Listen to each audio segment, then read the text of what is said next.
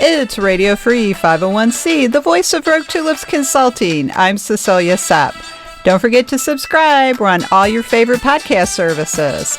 This week, I'm joined by first-time guest, longtime friend and colleague, John Lingerfelt, and we're talking about membership. It's everyone's job. Welcome to episode 211. Hey everybody, it's Monday, September 25th, and that means it's time for another episode of Radio Free 501c, the voice of Rogue Tulips Consulting. I'm your host, Cecilia Sutt. I'm the principal and founder of Rogue Tulips Consulting, and I'm a CAE and a CNP. Welcome to this week's episode. To our global audience, good morning, good afternoon, or good evening, wherever you happen to be, and thanks for joining us this week. We have first-time guest, longtime friend and colleague, John Lingerfelt here today. He is a membership expert, and we are going to be talking about how membership is everybody's job. This is going to be of special interest to membership associations. John, welcome to the show, and please say hello to our audience and tell us a little about yourself. Thank you very much for having me. So I'm John Lingerfeld, a certified association executive that I was able to go through Cecilia's study group for, but I'm a little over 12 years into the association world and mainly focused on membership, networking, engagement, component relations, and will soon be getting a new role as an executive director and overseeing an entire organization. So I'm really excited about being on here and recording my first podcast, but I just appreciate the opportunity to talk to y'all today. Oh, well, you are welcome. And I'm so glad you could join us today. And thanks for the shout out about the study group. That's always appreciated because you know how important CAE is to me for promoting our profession. So I love that. Okay. Now let's talk about membership though, because I have been a membership director. I've been a chapter relations director. I've done a lot of membership relations and volunteer relations. So I know how important it is. So, John, can you get our conversation going here? What are some of your views about membership as everyone's job? I mean, membership in our association world it's such a key focus for, how many organizations make up 80% of their revenues just from membership. And if it's not being driven from like the CEO down, as everybody in the organization is part of the membership team, because that one person that has that negative interaction with a potential member, especially if it's a trade organization where that potential member may be a very large portion of your revenue dues, you easily could have a non-renewal or someone who doesn't join because they had one negative interaction. And on the flip side, like that one person who could be a customer service person, could be in education, could be marketing, it could be your social media person, wherever it might be, they also might be that person that makes that individual join because they had such a great experience. So if it's not, everybody in the organization has to be part of the membership team, even if their title is a different department. You know, I am so glad you said that because I've always believed in that too. And what happens, I think, in a lot of organizations is we become siloed. Well, I do communications, I do IT, I do meeting planning. But if we are doing those things, it's for the members. And then, so we all have to be on the membership team and we all have to own the question or own the problem. So I remember last week on one of the coffee chats that Nicola Ruggio hosts, we were talking about conferences and how everybody has to own the situation if a member needs help with something. And I think promoting that in an organization is great. So what are your views about like the board of directors getting involved in the membership team? Obviously, you want the board not to be as operational as they would like to be, but especially at the annual meetings or at board meetings or whatever it might be, they are an extension of staff for the most part. They are looked at as that liaison to the staff, to your chief staff executive, and they have to have that same mentality of like when they're thinking about the strategic initiatives of the organization and working with the staff to implement those things, how does that impact the member experience in a whole? Are they just looking at strategic initiatives that impact a very small segment of the membership, or maybe it's not even a part of the membership that they're impacting, but they have to have that same mentality that like they are part of the membership team, even though they are member volunteers. And, I love that. So, what kind of information or training might you recommend for volunteer leaders so that they understand that? That's a really good question. I actually have not had the time to really think through that one. Oh, Um, you know, I do find it helpful when you have a membership committee, and that committee definitely needs to have a board liaison if it's not, depending on how your governance structure is set up. But like sometimes the chair is the board liaison, sometimes a board liaison is appointed to the committee. Having that person interact with the membership committee so that they can see the reports, they can understand the trends in the membership, but where are gaps, where are those things, and then I think some of the bigger impacts that the board as a part of the membership team can have is that interaction with the member. Is there an opportunity for, if you have hundreds of thousands of members, like you can't do this, but like if you're a trade organization, like and a new member comes on board, does that board member call that new member? Does do they ask them why they joined? The membership director, we probably have some sort of onboarding campaign, onboarding survey, but like, did they get a call from that board member or the membership development chair or whatever it might be saying, welcome to the organization. Hey, what can we help you with? Why are you here? I love that suggestion because that really has a big impact on new members. And it also helps with recruiting a member or retaining a member. But when somebody's new, they really don't know anyone yet, or maybe they don't know how things work, or they don't know who to ask questions. So having that kind of member buddy system at any level is really helpful. It's very helpful with chapter relations. Like you have an Mhm. experienced chapter leader, talk to a new chapter leader. But that's really the thing. And I think talking points are always helpful. I used to give volunteer leaders that kind of information, like, well, here are some just nice points you might want to make if somebody asks you a question, or you can always tell them to ask a staff person if you don't know the answer. But just say it warmth and welcome because as you and I were prepping for this episode, we were talking about the importance of the experience and how membership is not the database. So, what are some of those things you think are important in creating that good, valuable member experience? I would say,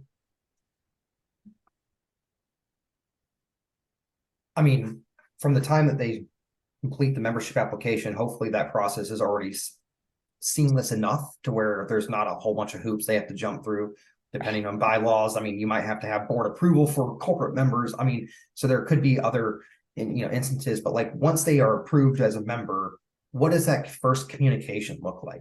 Is it a data dump of, well, here's the login, here's your password, here's the login to your online communities, here's the links to education, here's the links to your LMS, here's the links to this, that, and everything, to where they're not going to actually retain any of that information? Or do you send them this, do you mail them a big packet of like, oh, here's the different flyers for the different things? Yeah, I think that's a little outdated because a lot of us are no longer in offices, or even our members are not even in the offices sometimes anymore. Right. So I think that's a little outdated. I've had really good success with new member drip campaigns, where you send them one email a week over 8, 9, 10 weeks, and that way they're not, it's not a data dump form, it's an introduction to the different areas of the organization. But my first two emails in any of those campaigns, the first one's always from either the membership chair or the board chair. Mhm. And then my second one is an introduction to, depending on the size of the staff, key players in the organization, like whether it's the director of membership, the director of education, so different people within the organization, and giving them that contact information just personalizes that experience for the member. So like they see this, they have little pictures of the people who are in those different roles, and I try to make sure it's not the C-suite, because a lot of times what we can get accomplished at the director levels, the manager levels, we know how to work things for a member faster than if it were to go to a C-suite person, then come back down. Right. No, and that's being thoughtful about the members' time as well, not just the C-suite members' time or C-suite leaders, I should say, time Mm-hmm. in your time. Why add extra steps? That creates a more valuable member experience. So now I'm going to ask you about something I think about a lot. You may not have thought about it too much because I think about a lot of things most people don't. But you and I are both CAEs and we're both professional nonprofit managers. Because if we keep in mind, all 501c organizations are nonprofits, that's what kind of 501c we are. That makes a difference in how we might do things and who our stakeholders are.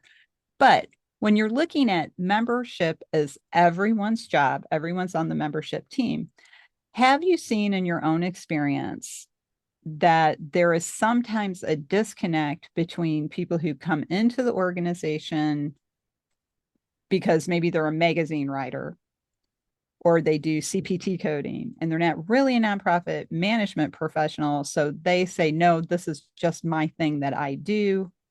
Because I actually have worked with people like this. They're brought in because of a special expertise they have or skill that they have.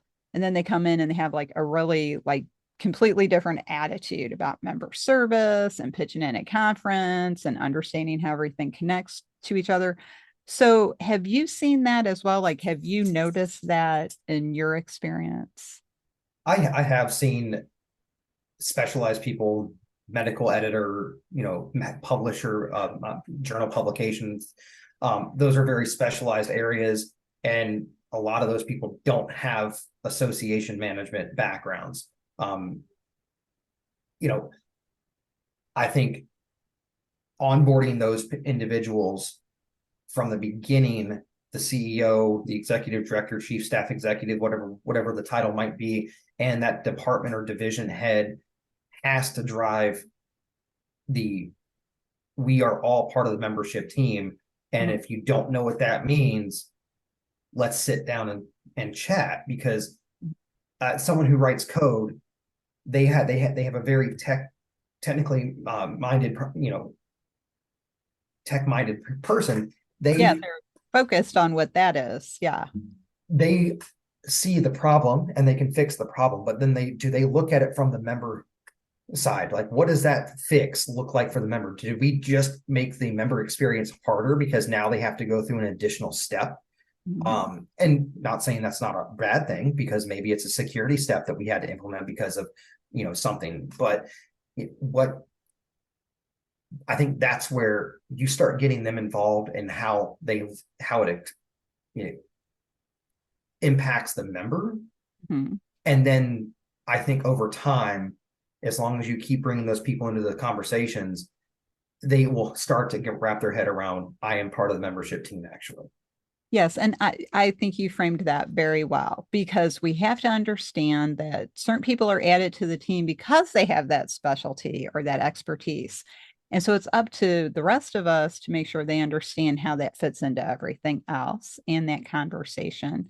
And if you're not doing it in a thoughtful way and an organized way with the onboarding, it can make it a little more difficult and unfortunately can create some negative tension on the staff. And so I think having that implemented in a well thought out way as part of the regular onboarding, making sure that they not only understand, well, you're at a nonprofit organization, it's a little bit different, but also making sure they have access to information about nonprofit management and maybe, get them some webinars or sign them up for some courses. There's a lot of good courses in the world. I know we can always start at ASAE and then branch out to like a lot of the state societies have good courses and the regional societies, and some of the for-profit companies have good education as well on nonprofit management if you want to build out like a really broad understanding for people. But I think we can't just throw people in to the nonprofit environment and then not explain it to them. And I think you brought up a very good point about professional development and the education, and like whether it's webinars or going to ASAE events or association forum or whatever it might be. Like, there's plenty of education out there. Like, I know when I go to a lot of those conferences over the past few years, I tend to not go to the sessions that are focused on my area, because I want to broaden my experience and knowledge within the association world. So like, I've gone to finance and I've gone to, first time ED type of sessions, and I've gone to education and professional development, because all that impacts membership at the end of the day. And I want to be as good of a association professional as I can be. And if I don't broaden my experience and knowledge and where, what I know and they can bring to the table, I'm not doing the best job I can for my members. That's, excellent point. I'm so glad you said that, John, because we all need to keep developing ourselves and building out our knowledge and pushing ourselves into an area we don't know anything about and maybe make ourselves a little uncomfortable. I know finance makes me a little uncomfortable because I'm not a chief financial officer or a CPA. I can do a budget, but don't start asking me those hard technical questions because I will say, call the accountant. Mm-hmm.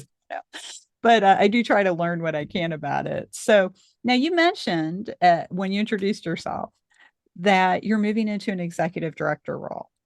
So you have a strong membership experience base. You're very committed to a strong membership experience. So how do you think that is going to support you as you are an executive director in leading a new team and leading a new organization and trying to create that experience?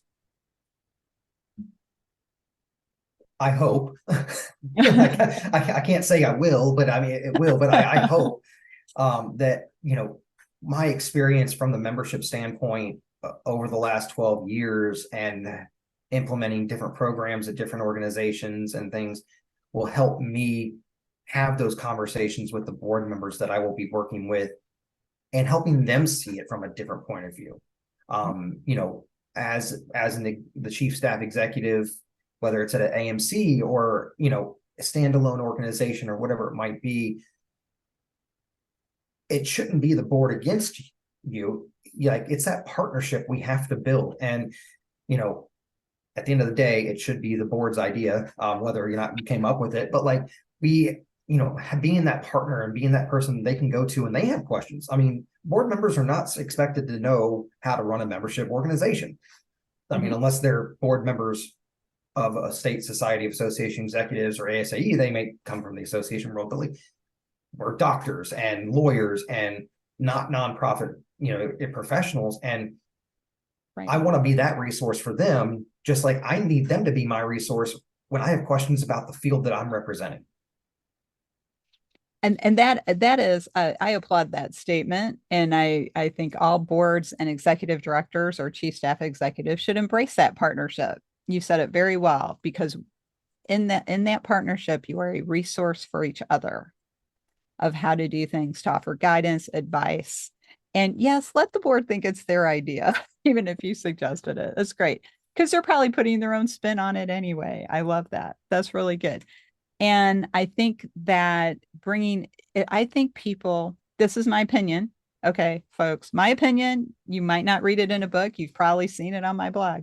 But my opinion is people with membership experience or chapter relations experience tend to be stronger executive directors or chief staff executives, because in those roles, not only are we learning how to build strong relationships, but we're learning about the entire organization, because we need to know how everything fits together and works together. And then we're also working on some of those, what we might call soft skills, like diplomacy, tact, active listening, negotiation, some of those things. We learn how to do that. That sort of, well, I can't do this, but I can do that. Is that acceptable, sort of thing? And so I think that tends to make us better executive directors. And hopefully we're in a situation where we're working with a strong board that sees us as a partner and not necessarily an employee. Yes, technically there is a contract and all that good stuff, but that's really what we want to work toward. And I think having that strong membership background helps make a difference with that. So we also had a little bit of a conversation as we were prepping about what membership is not. And so what are some of the things, in your opinion, that membership is not? Well, I maybe reframe that question of like, what membership is. Like, membership is a part of marketing, or marketing is a part of membership. Membership is not marketing. Membership is not the database, but the database is a part of membership. Just like the LMS is a part of membership, even though it's usually under an education. And marketing is a part of membership. A lot of organizations have gone to the shift of putting membership in underneath them and underneath Marcom, and it being a segment of the marketing and communications department. And yes, there is a lot of things that the marketing team does to promote membership and events and education, but there's just a lot of interactions with members that don't fall under marketing. And I always find that a challenge when we see an organization that has membership under marketing. My current organization, we're in the division of communications and membership, and marketing is a third tier in that division. And I'm not underneath marketing. We are a partnership in this organization with membership and marketing under the same division. And I think it's a very well set up division. And I've seen benefits of having that partnership, but when you start putting membership under marketing and expecting it to act like a piece of marketing, I think you run into issues with member experience. And I think that's a good point. And thank you for flipping that and making it a more positive statement than a negative one, because I've come across that myself as well in my career, where people think, well, membership is just marketing things to them, or, sending out information to them. It's not building a relationship. It's not creating an experience, or it's the database. And I think one of the things that came out of the pandemic lockdown, which I think was a terrible mistake, and I will stand on this statement, people were wiping out the membership department in a panic to save money because we don't know how long this lockdown is going to last. It's just the database. And then you're handing the membership relationship management over to the IT department. Not that IT people are not wonderful people that can build relationships, but do they really know what the member is expecting from that relationship? They know how to manage the data, but are they really ready to manage that member experience? So it isn't the tools. And that's what I'm taking away from your comments. Correct me if I'm wrong, but membership isn't the tools we use to create that experience. Membership is the experience. And how many times in this do we talk about, getting the right people in the right seats on the bus? How often do we talk about what is the bus?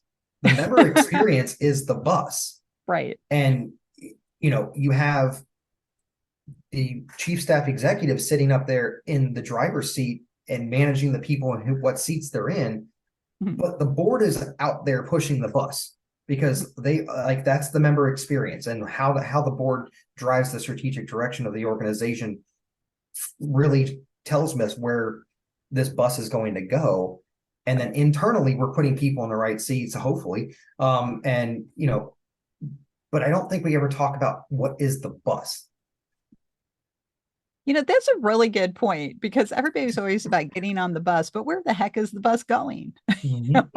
Do we know where the bus is going? And is the bus actually a bus? I mean, you're right. Although I got to say, I got to kind of chuckle about an image of a board of directors pushing the bus, because I bet they're thinking they're going to be riding inside the bus. But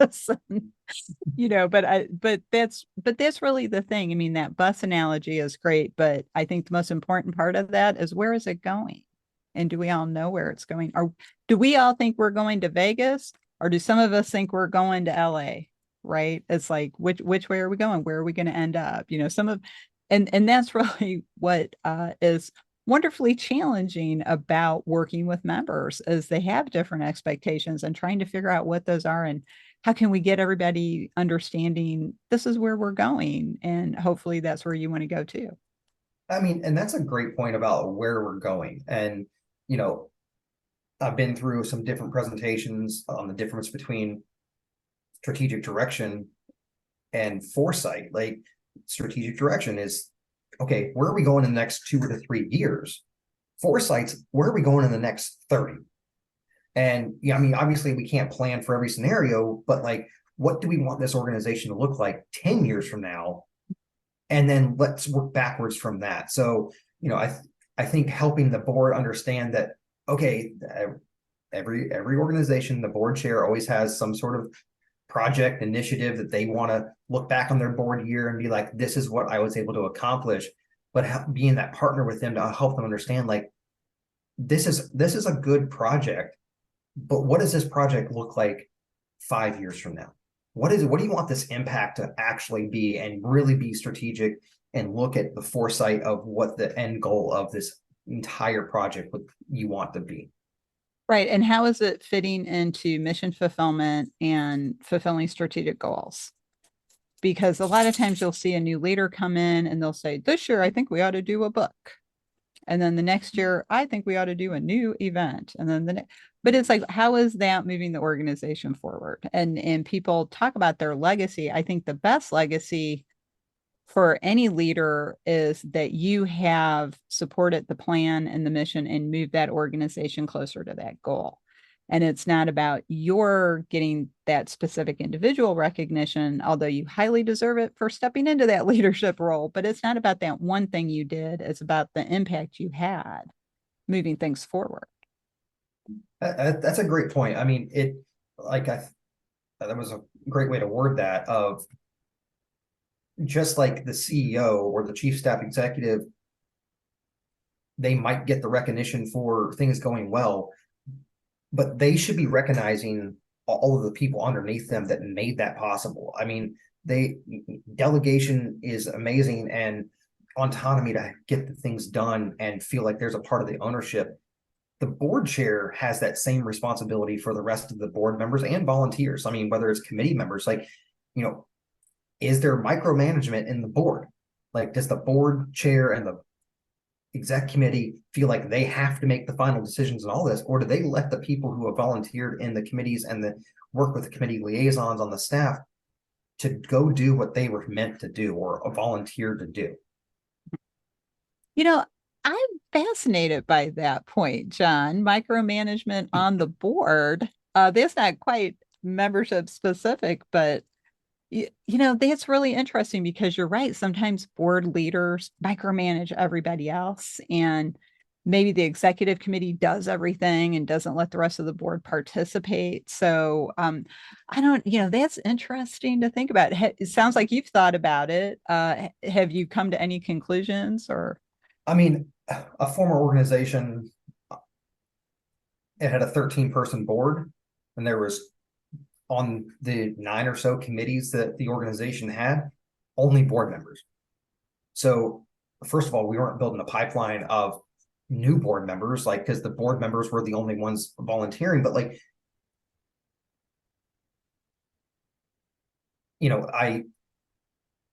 it felt very micromanaged by the board, because the board was sitting on the membership development committee and was sitting on the education committee and was sitting on this committee. And then it wasn't like there was additional volunteers on those committees. It was only made up of 3 or 4 board members. And so I think too often the board members think that they are a representation of the actual membership. But from a member standpoint, the board is often nowhere near the representation of your typical member. And helping them understand that too is key. Okay, that's a really good point, because you do have to build that pipeline of future leaders, and that goes into foresight as well. I'm from Missouri. We just call that looking ahead and trying to figure out, but we're calling it foresight now. But that foresight of who's going to be on the board in 3 years, and that relates to our specific conversation about membership as everybody's job. It's like, who will our members be in 3 years? Because who your member is right now is not who they're going to be in 3 years. And what I mean by that is, like, they could be early career now, but in 3 years, they're a professional member. They're established, they have experience now. And eventually that member is going to be a retired member. And hopefully your student members are converting as they get work and so they're not the same person 3 years later. So they're not the same member. And then where are they going to be? And that's not just geographically, but where in their career arc will they be? So we really do have to keep looking ahead on all those things and how that relates not just to the membership experience, but to the future of the organization through the leadership funnel. Yeah, and I mean, I've seen it done well at a couple places. Opening up a board seat for a young professional, early emerging professional, early career, whatever title you want to call that position, is a great way to help them get involved in the organization, but it's also a great way for the board to understand what that next generation of member is going to need. I do think sometimes we run into the issue where we put that person on a committee, or the young professional on a committee, or even a board seat, but then they are looked at as you don't know anything because you're a young person. And I think, we talk about it in the mentorship, in industry, like, aspect of people 35 and older should have a mentor that is younger than them. Mm-hmm. And the board needs to have that same type of mentorship from someone that's younger than them as well. Right. And that's interesting because being somebody who is definitely past 35, at least once. But I'm sorry, it just reminds me of a funny thing at MMC earlier this year, the ASAE conference. We were going into an event and we thought they went to see our badge, and they said, no, I need to see your ID to make sure you're 21. And I said, well, I've been 21 a couple times. So how many times do you want to see the ID? The whole thing about ageism is so funny, because ageism is also toward younger people. And I think I try to just look at people as where they are, who they are now. And we can all learn from each other at different phases. And I love that you said that about older people should have a younger mentor, because that's really the beauty and the true value of a mentoring relationship is the two people are mentoring each other. So even if you're a younger person with an older mentor, that mentor is not just giving you information and feedback, you're giving them information and feedback. So that's another great member benefit add that people can have. So no, I totally agree with that. I love that. Although one of my favorite sayings is, age and experience will always overcome youth and enthusiasm. But, and if you've ever seen the Bruce Willis film, The Last Boy Scout, you'll know what I mean about that. But I'll have to write that one down. I've not seen that. You have not seen The Last Boy Scout? Oh my gosh, totally worth it. Very funny. One of the best, it's actually one of his better action movies, action comedy movies. Also has Damon Wayans in it, if you like Damon Wayans too. It's pretty funny. Moves at a very fast pace too. But don't get me talking about action films because I will go on for another hour. So, but no, that's a good one where age and experience do actually help the younger, less experienced person in the story. So this is great. I mean, this has been a wonderful conversation, and I think we definitely need to have you back once you get settled in the new position. Congratulations on that, and talk some more about working with boards. I'm really intrigued by the concept of board micromanagement and how we can help boards be a team. I love that. So I would love to have you back if you're interested. I appreciate the opportunity to be on this podcast, and although I was quite scared about being recorded for or doing this, I have really enjoyed it, and I would love to be back, especially once I get my feet into this new role and figure out if anything I said actually made sense to the board. Well, you've been a wonderful guest, John. It's been great. You've been very thoughtful and made some excellent points, and just the time has flown by. But we do need to wrap up the episode for now. But I like to ask my guest, what's the one thought you would like the audience to take away today? And if they wanted to get in touch with you to talk more, what's the best way to follow up with you? I mean, I would just go back to what the title of this podcast is everybody is part of that membership team. Like, everybody has an impact on the member experience. And if we always go into that mindset in the organization with that in mind, like, our members will find value in the organization. And if you want to get in contact with me, feel free to look me up on LinkedIn. I'm be happy to connect or have conversations with anybody. That's great. Well, thank you so much, John. You have been a wonderful guest. Have a great day. Thank you. Now I have to do my quick wrap up though, so don't sign off yet. So we do have to go rogue for now, but we'll be back next week with another exciting episode. So don't forget to subscribe. We're on your favorite podcast service. If you'd like to learn more about Rogue Tulips Consulting and how we can help you bloom outside the box, check out our website services page at roguetulips.com. If you are a nonprofit management professional looking for some education, Check out our education program, the 501c League. It is so big, it has its own website, the 501cleague.net. Always happy to chat with you about any questions. If you have any regarding what we can do to work with you, or if you have questions about getting ready for the CAE exam. So that's it for this week. On behalf of John and myself, we'll see you next time.